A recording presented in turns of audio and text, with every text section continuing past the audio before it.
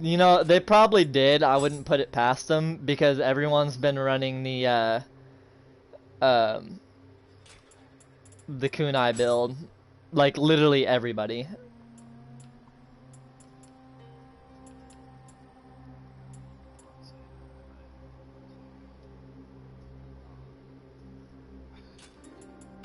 Are you ending your stream?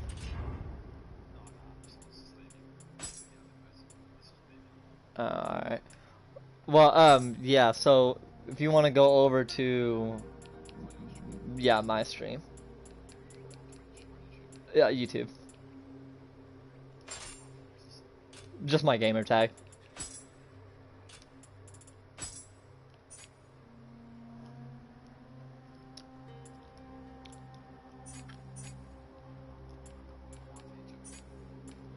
No, just type in Chill's Joker on the search bar and I'll pop up.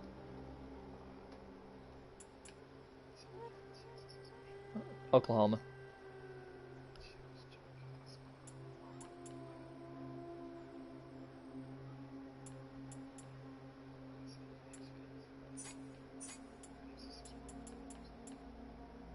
Yeah, I used to be a Minecraft YouTuber.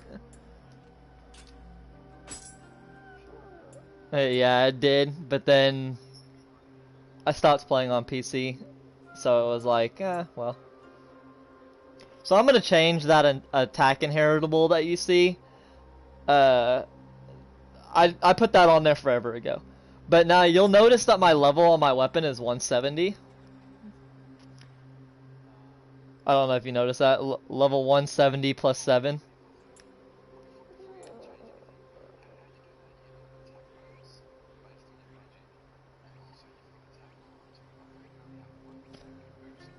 The attack bonus is separate from attack plus. Base attack plus and attack bonus are two separate things. Now, this attack bonus, magic A plus, it stacks with my armor here. My 5-piece set gives me damage bonus, Omnio magic power A minus. So I actually have Omnio magic power attack bonus at AA minus. And then I gain plus 25 Omnio magic power from that, and then plus 52 Omnio magic power from my other set. And then I also get life drain Omnio magic hit triple A plus. Omnio magic power plus 21, which I need to roll Omnio magic power on all my armor, which I still haven't done yet. And then I have defense bonus magic, and then Omnio magic bonus Amrita gauge. So the more filled my Amrita gauge is, the more attack I get. So when I have it fully charged, my Omnio magics and my Switchglaive do massive amounts of damage, because all of this stacks. And then you'll see I have like Omnio magic power, faster wind recovery, Omnio magic power, and then attack plus 34 on my gauntlets, Omnio magic power, and then I just need Omnio magic power on my helmet here. Same thing with the bow, with your weapons here, these two. Whatever you have in here, you get that bonus.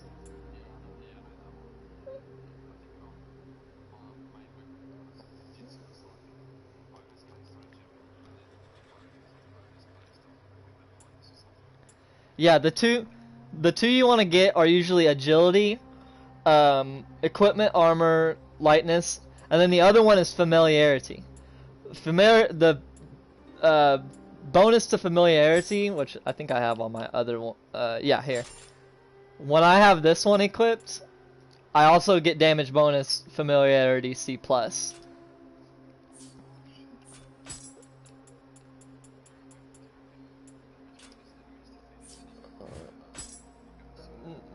No, you do have to build it up. Bosses that have like enemies before them, or like right before, like that one mission where it's that boss rush, and you go through and then you jump through the painting and then you fight a boss. On levels like that, you'd be okay, but honestly, it's not very good. Okay, so let me show you this. Okay, so remodeling. You can do remodeling on all your stuff. So see, like, I can do it on this, for instance. I haven't done any of my side weapons yet because there's no point. Now, the other thing you need to remember is you can do it on your armor, too. So, like, look, my Yakasami, if I leave it just at standard, it's at an 84 defense.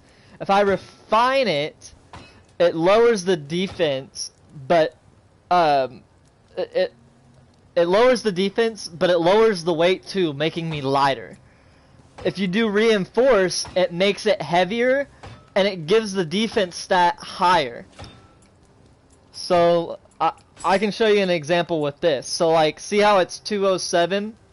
If I refine it, it makes it lighter, but it also gives it a boost. However, I can get more of a boost in defense if I make it just a little bit more heavier. Now, reinforced is good for my build because I had to put points into skill in order to rock the Nioh hunting set.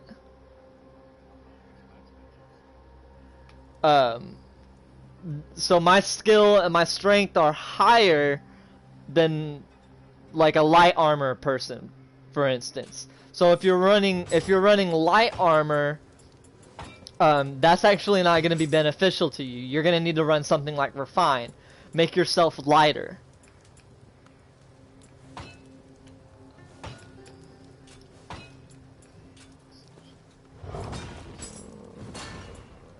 The other thing you need to remember is in this game you can roll stats on your accessories, which is something you could not do in the last game. You had to get the perfect drops.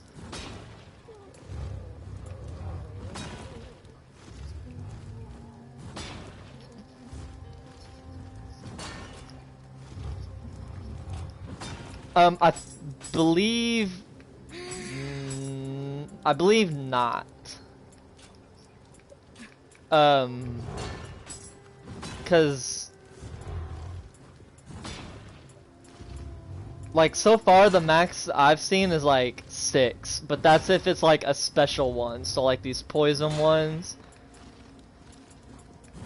But like, see this one I have, there's 1, 2, 3, 6 on this one, which the shoulder strap drops from William. So if you farm him, you can get shoulder straps like crazy. And those all have usually ninjutsu power on them.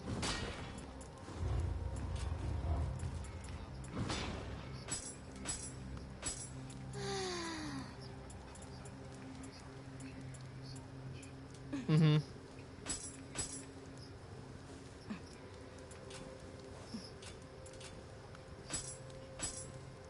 So like this, like let's say in my Odachis. I'm not gonna get rid of these, but I can show you. So like if I put let's see. If I put this +2 with this +2, it gives me a +3.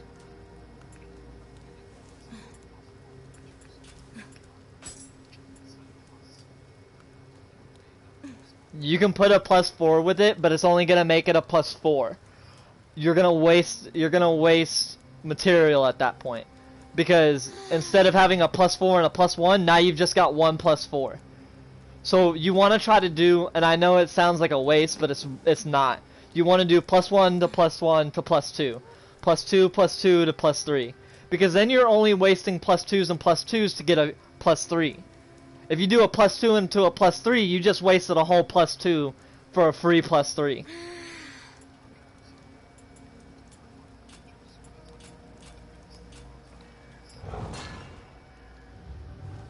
I wouldn't worry too much about finding a good one, because you can make a good one. My Seething Dragon here, it didn't come with any of that shit on it. Just those 2 at the top. Everything at the bottom, I had to roll onto it. So attack bonus magic, high attack break. Now, I'm sure you're wondering, how do you get a level 170 weapon? You can't. The only way you can get a 170 weapon that I've seen is by taking a weapon, like for instance this hammer here that I have. It's a 160 plus 1 hammer, but you'll notice it's imbued with corruption. Weapons that are imbued with corruption, you can use soul cores to soul match them. Now, if you get a soul core that's level 170, which is possible, you can roll that 170 onto your weapon and make it a 170. Now, the other thing, you can do the same thing with the orange inheritables. Or regular inheritables, for that matter. Let me see if I can find one. Yeah, see, look. I changed my block to gold earned. So, like, sometimes you can find really, really good inheritables on soul cores. Which is why I save all... Yeah, which is why I save all of mine. That's how I got the attack onto my Switchglaive. Now, I'll probably switch it out for something like gold earned or Amrita earned, or if I can find something with like a high attack break, that would be better.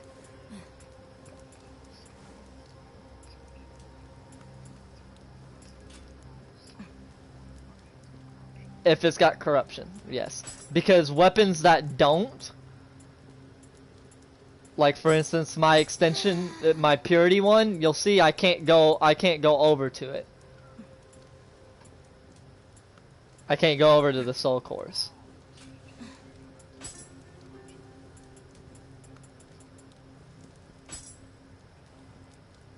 Only corruption weapons can have soul cores attuned to them, which is why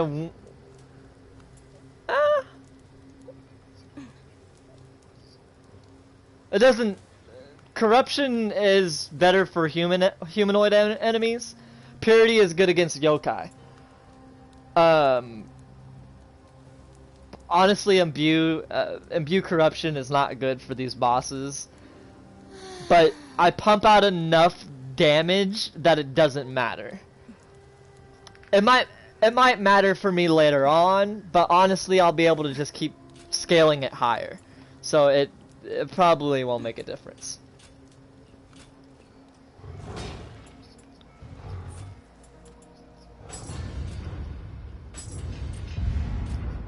Okay, now I'm gonna go over this with you. So, you'll notice that my melee mastery is only at a +5. But, let me see if I can find one. Where's...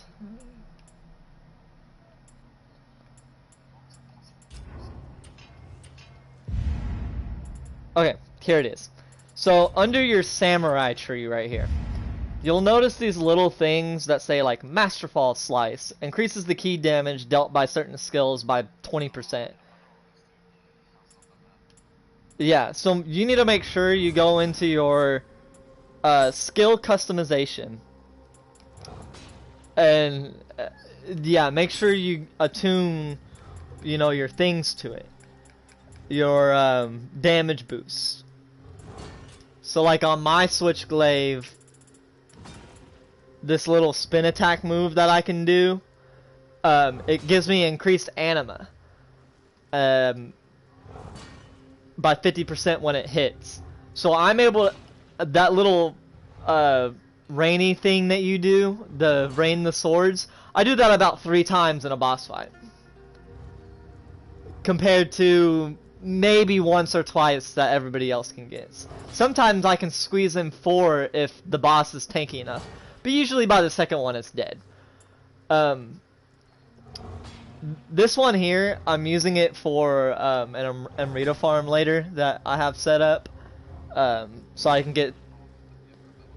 yeah, so I can get 20 million Amrita every run. Yeah. It's the undefined man of the underworld or something like that. I think I'm in the region for it.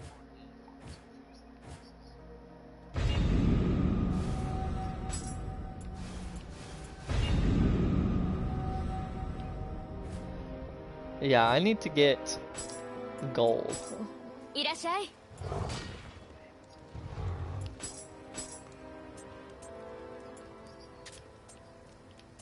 Yeah, it helps to know what you're doing. Divine weapons that don't have a plus on them, get rid of them. You don't need them. Unless, like, you really want to keep them, you know, but... Yeah, +1 bare minimum. The 160 divines, they mean nothing to you, because you're going to have to put a +1 into them to make a +1. And that's... you're wasting at that point, yeah.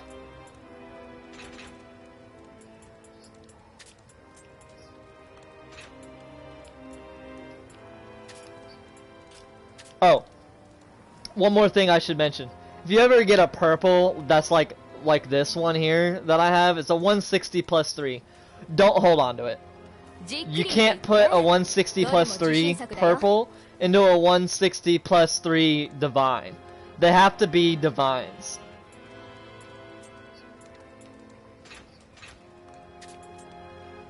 Honestly, yeah. Unless like you find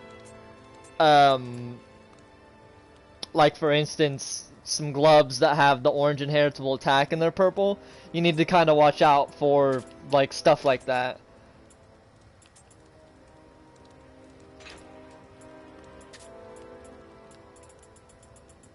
Yeah, it's a lot of work, but the end result is worth it.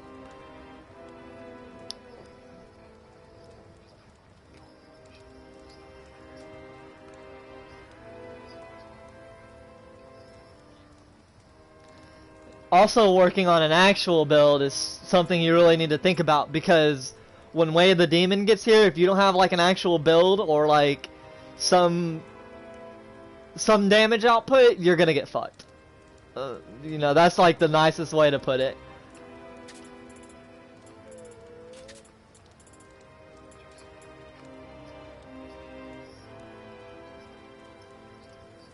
Yeah, so if you're wanting to go dual stilled, I would get everything plus and work towards focusing on your dual sword, and like if you want to add the ninjutsu stuff in there, you can, because flying Katos can mix well with the Master Swordsman set. I've seen people do it.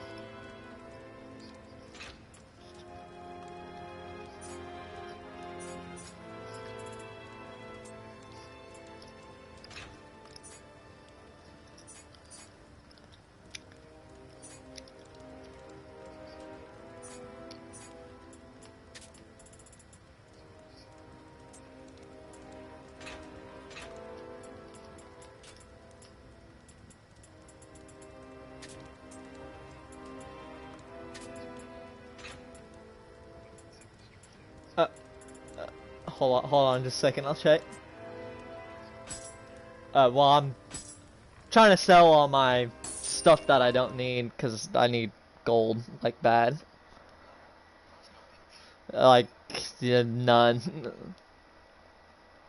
Oh. Are you okay, no. Hold on, I'm loading.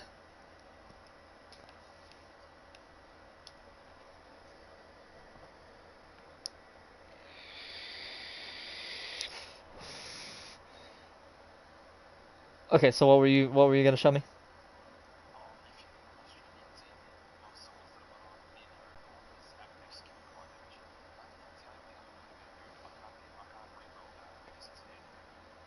Yeah.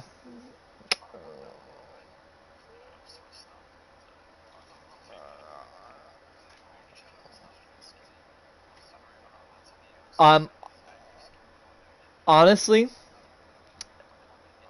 it's a really good perk to have, because the one of the best moves that the dual swords has is that little thing, yeah, where you swing it back and forth really fast, and that's an active skill. Now, could it be better? Yeah, probably. You could look for something like high attack damage. I know is an inheritable. These are just things to look out for.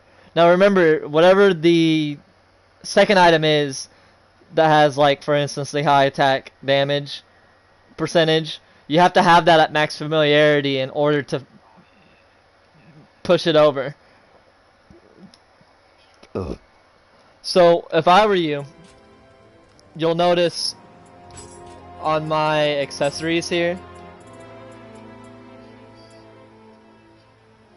give it a second,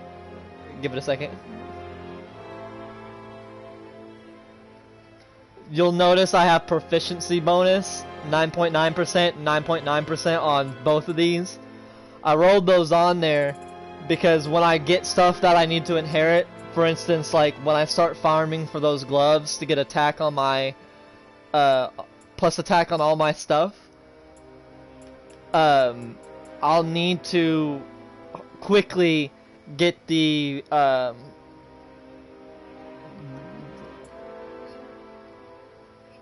proficiency is what makes you gain more familiarity because you'll be more proficient.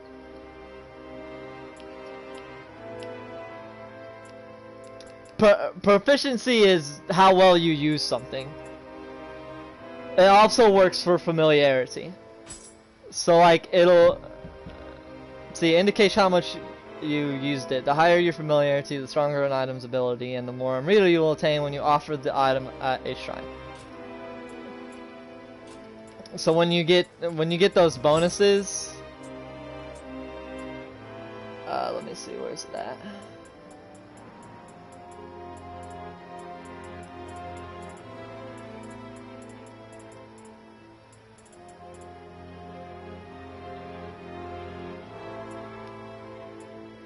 Proficiency bonus 19.8%.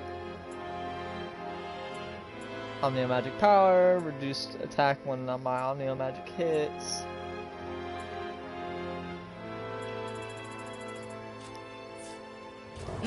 Oh.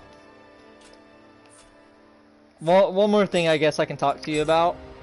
When you're looking at your guardian spirits, first off you want to make sure you get whatever 3 soul cores you plan on using up to up to +9. I don't have all of mine there yet like I want, but you know, I've done what I need.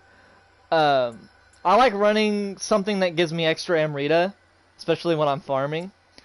I also like to play with things that go together really well. So you'll notice I'm an Omnio build. So I'm running this one, which gives me Omnio Magic Power plus 20. But you'll notice under it, I get increased attack whenever I pop a medicine, whenever I pop a heal. Also, I get melee damage plus 15% to saturated enemies. So anytime I hit someone with enough water that they become saturated, I deal 15% extra damage to them.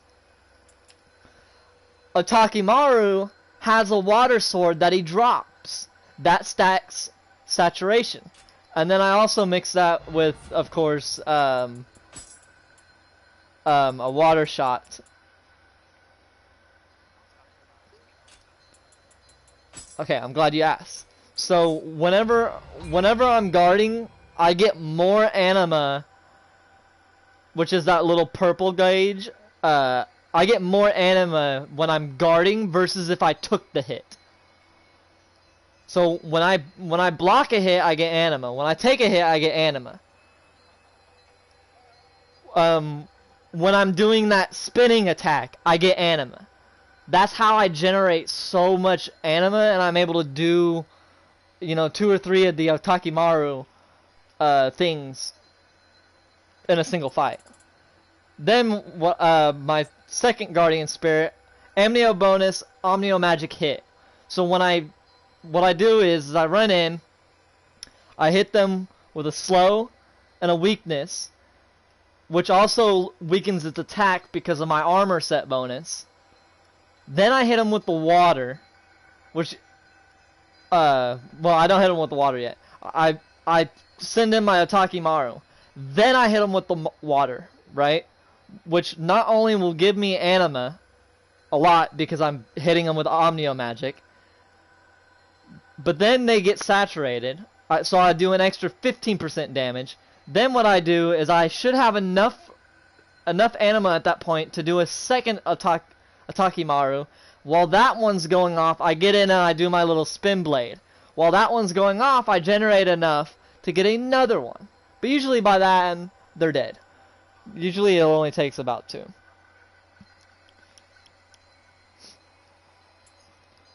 So that's something to think about. How will some things work together?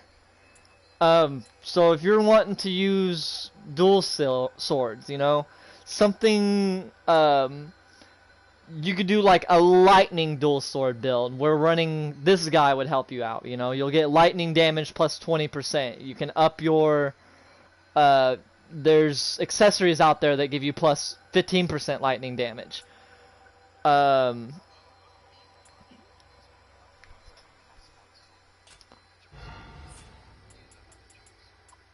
No. Yeah. One thing you'll notice is it's gonna cost you a little bit more. When you use different weapons, so for instance, if I were to, let's say, use 2 Adachis, it's only gonna cost me 39,000. But if I were to use a Kurosagame, it costs me almost double.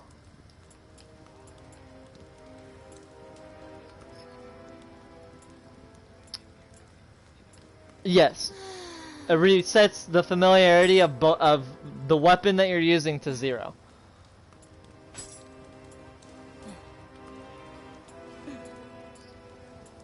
Yep, if you do armor, it resets the familiarity of your armor as well. That's why it's good to have the proficiency bonus and the familiarity bonuses and things like that on your accessories and your bows, because you don't use your bows and stuff as often as you do your swords and things like that.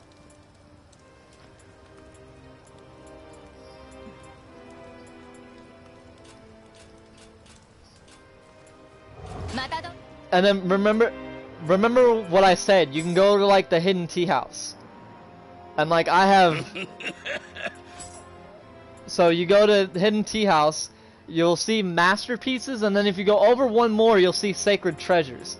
So let's say I want a switchglaive. Okay, so he gave me a 160 blue. So you just keep buying these, and then you'll go over to trade, and then you'll go over to sacred treasures, and then you'll pick whatever weapon you're wanting to use. So I'm wanting to use switchblades. So he'll give you divines and stuff. Now, the chance for these to be like a +1 are very, very low. It's the same thing with forging at the moment. So I usually only do that when I'm needing gold. So I'll go over and I'll trade all of it and get as much stuff as I can, and then I'll come back over and I'll sell all the stuff that I got. Boom, sell.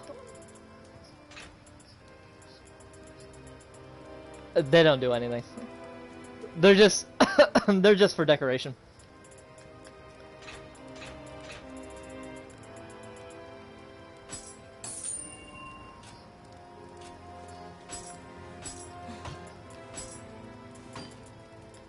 Masterpieces are just lower forms of those.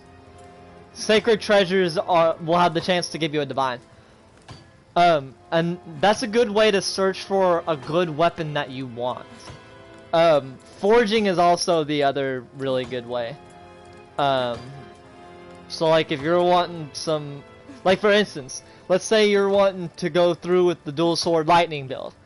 You could forge yourself a Regal Lion and Bone Eater, which is a lightning dual sword. And it imbues lightning +8.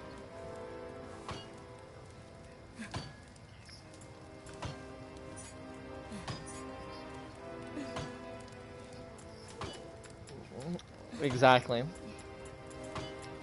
So So what you'll need to do is you need to farm the dojo guy and get his smithing techs. Because forging is way better than trying to get a good one that'll drop. Because what you can do is forge all the weapons, and then let's say you don't get one that you like. You can disassemble everything, and then go again. Now, no, you can forge divine. Go to. Are you on my stream?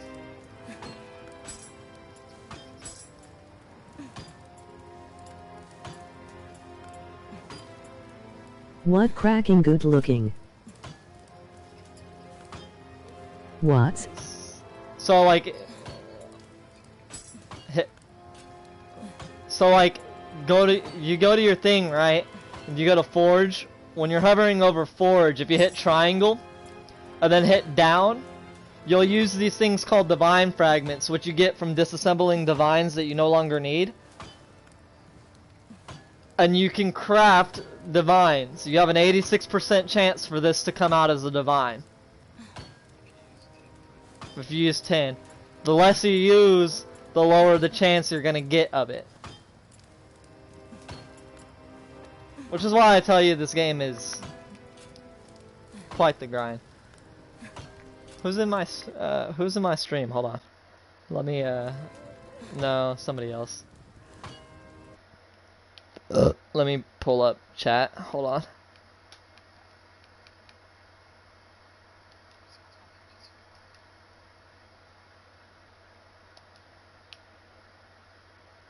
What happened?